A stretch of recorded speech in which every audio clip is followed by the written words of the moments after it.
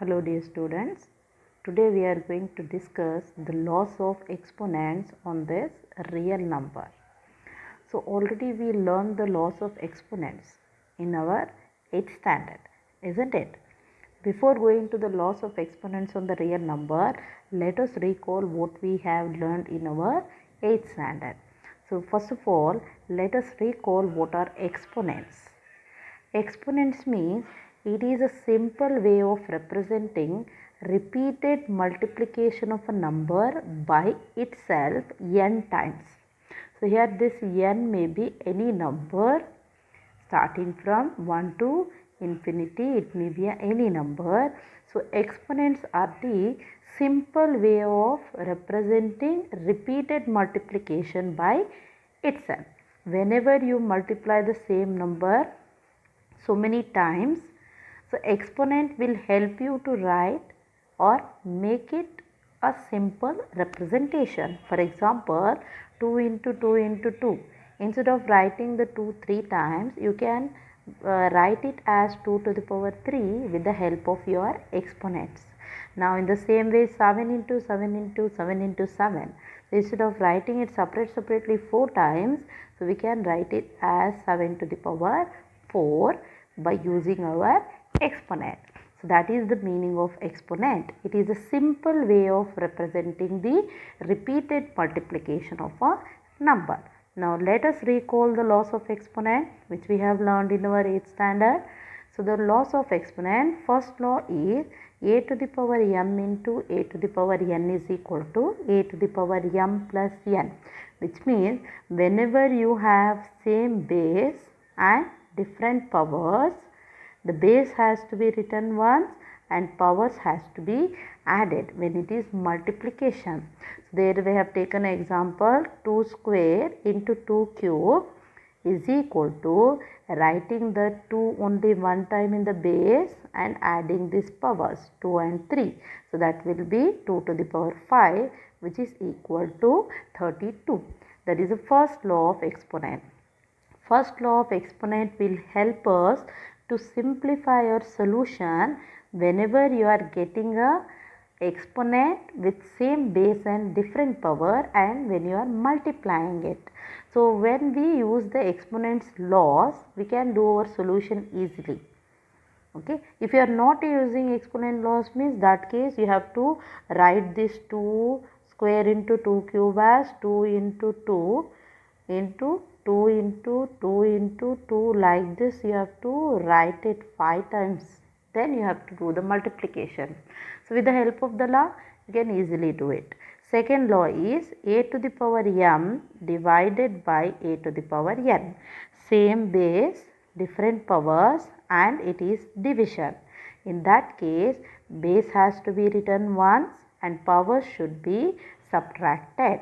That is 2 to the power 5 divided by 2 to the power 3 is equal to 2 to the power 5 minus 3, which is 2 square. 2 square is equal to 4. Now let us move on to the third law. AB whole to the power m. AB whole to the power m means to two bases, if you have a single power, it can be splitted as a to the power m into b to the power m. That is, there we have taken example 2 into 3 whole square, which can be written as 2 square into 3 square. 2 square is 4, 3 square is 9, and your answer is 4 9s are 36. That is our third law. Fourth law of exponent is a to the power m whole to the power n, which is to the same base a, you are having two powers m and n. So you can convert it as m into n. Both the powers can be multiplied whenever there are double powers for a single base. So here in the example, 2 square whole to the power 3, which can be written as 2 to the power 2 into 3, that is 2 to the power 6, and that is equal to 64. So like that we can use the laws of exponent to simplify a given question. So with these laws of exponent, there are some more properties of this exponent. So let us learn that negative exponents. Negative exponents means the exponents are having negative power. So if you get the negative power in the exponent, that negative power can be converted into an positive power just taking a reciprocal. With the help of the reciprocal form, the negative powers or negative exponents can be converted into positive. For example, 3 to the power minus 2 here we have in the example. So this can be written as 1 divided by 3 square. So when it is written in the reciprocal form, the negative minus 2 will be converted into positive minus 2. Here also 2 by 5 whole to the power minus 6, that can be written as 5 by 2 whole to the power 6 we can write. Okay, 2 by 5 whole to the power minus 6 means that minus 6 is for both 2 and 5. So when you write it separately, you will get 2 to the power minus 6 divided by 5 to the power minus 6. Now to make it a positive exponent, shift this pi to the power minus 6 to the numerator, 2 to the power minus 6 to the denominator.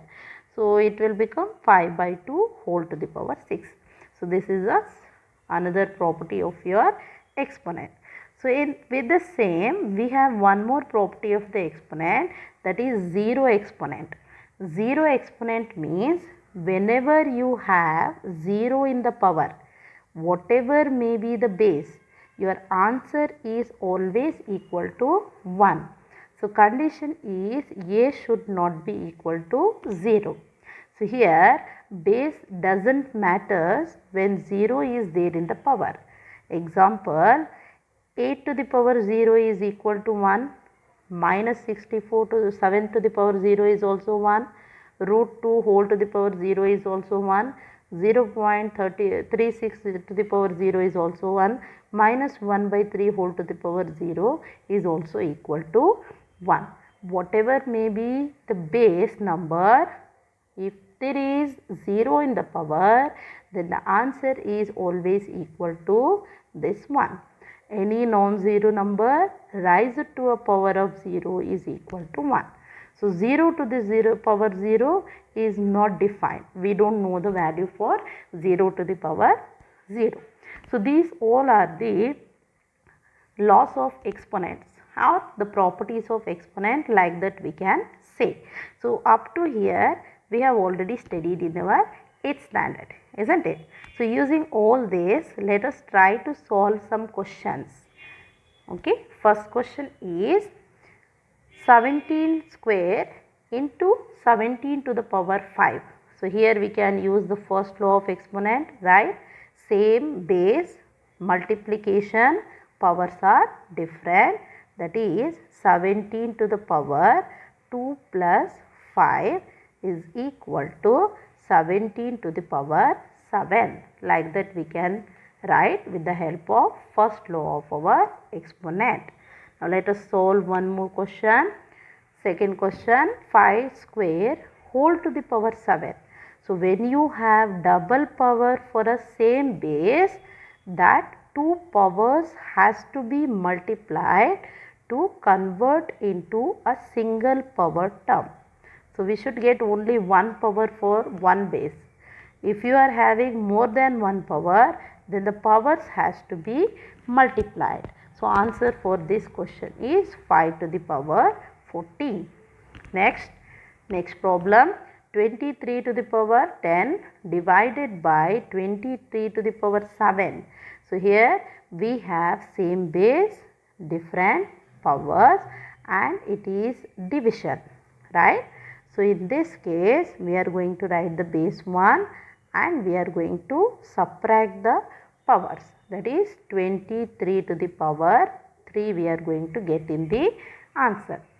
So that is the solution for this third question. Now move on to the fourth question.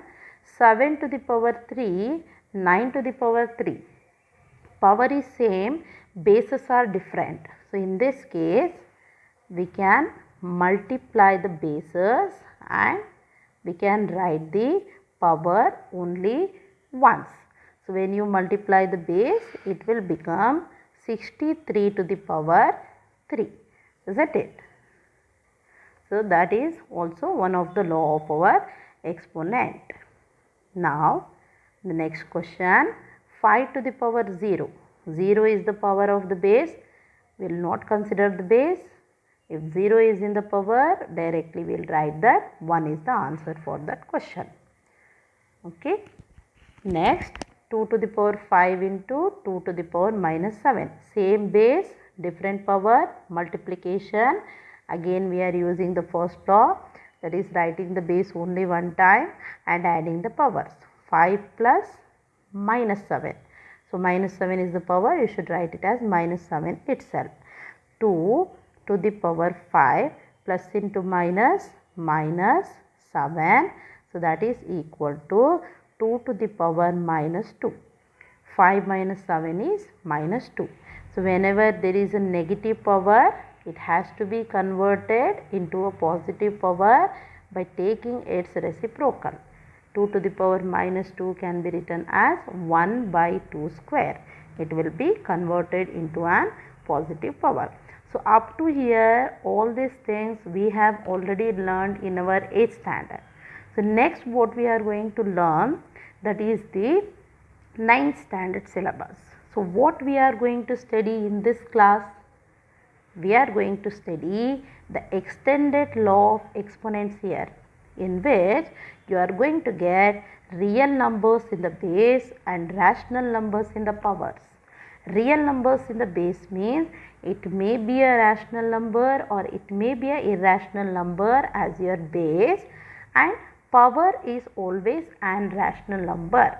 So these laws of exponent will remain the same, but the extended part of this exponents we are going to learn.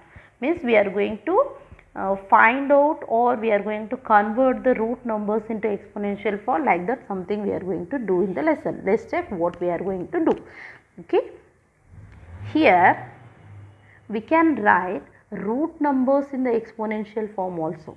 That is, if you have square root of a, square root of a can be written as a to the power 1 by n. For example, if it is square root of 2, in the exponential form, square root of 2 can be written as 2 to the power 1 by 2. Whatever power you have, order of the root, what is there here, so that order has to be written in a fraction. So for one more example, let us consider. So we have 5 to the cube root of 5. Okay, cube root of 5 we have. When we write this in the exponential form, inside the root whatever number we have, we take it as a base, and order of our root is 3. This is cube root. So that should goes in the power, but that has to be written as 1 by 3. So like this you can convert the root numbers into exponential form. Okay. Let's see one more example. So I will take 5th root of 7. 5th root of 7, you have to write this in an exponential form. So this 7 will take as a base, and our root order is 5. So this 5 has to be taken in the power, and it should be written as 1 by 5. So this is the exponential form for this 5th root of 7. So if we remember this, it will help us to simplify our exercise questions. Okay. Now let us solve exercise 1.6, which is the last exercise of our lesson, number system. Okay. So first question is, find, in that first sub question, 64 to the power 1 by 2. 64 to the power 1 by 2. Whenever you get 1 in the numerator, you can convert this into a root number form. So there is 1 by 2 we can write as square root, and base we can consider inside the root. Square root of 64 means it is equal to 8. So easily we can write down the answer for our question. Okay. So this thing you can do only when you have 1 in the numerator. If other number is there in the numerator, then what you should do, that thing I will explain in the second question.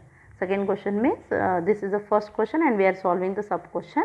Like this we have second question, there I am going to explain. Next, second question, second sub question is 32 to the power 1 by 5.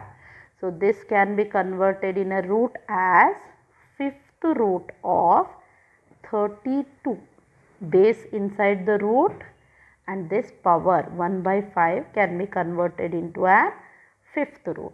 Now fifth root of 32 we don't know what it is, right? To that reason what we are going to do is 32 we are going to divide with the help of prime numbers, and we will find out the prime factors of this 32 first. Okay, so start from 2 1s are 2 6s are, next 2 8s are, 2 4s are, and this is 2 2s are. So completely we divided this fifth root of 32. 1 2 3 4 5. 5 times we got 2, right? So this one we can write as fifth root of 2 to the power 5. 32 is equal to 2 to the power 5. Now here fifth root and power 5 get cancelled and our answer will become 2. Okay. Same root and same power is there means we can cancel it. If we have different root and different power means it is not possible to cancel. That time you should keep your answer as it is. Okay, next move on to the third question. 125 whole to the power 1 by 3. So this 125 has to be written inside the root and 1 by 3 will be the cube root. Okay. Now cube root of 125 we don't know. So again we are going to find out the prime factors of 125. That is 5 2s are 10, 5 5s are 50, 5 5s are 25. Next 5 5s are 25. Cube root of 125 we got after division 5 3 times. 1 2 3. So 125 we can write as 5 to the power 3. So this cube root and cube power get cancelled. We are going to get 5 in the answer. Okay, again we got the same power and same root, so we cancelled it. So that is the solution for the first question and 3 sub questions. Okay.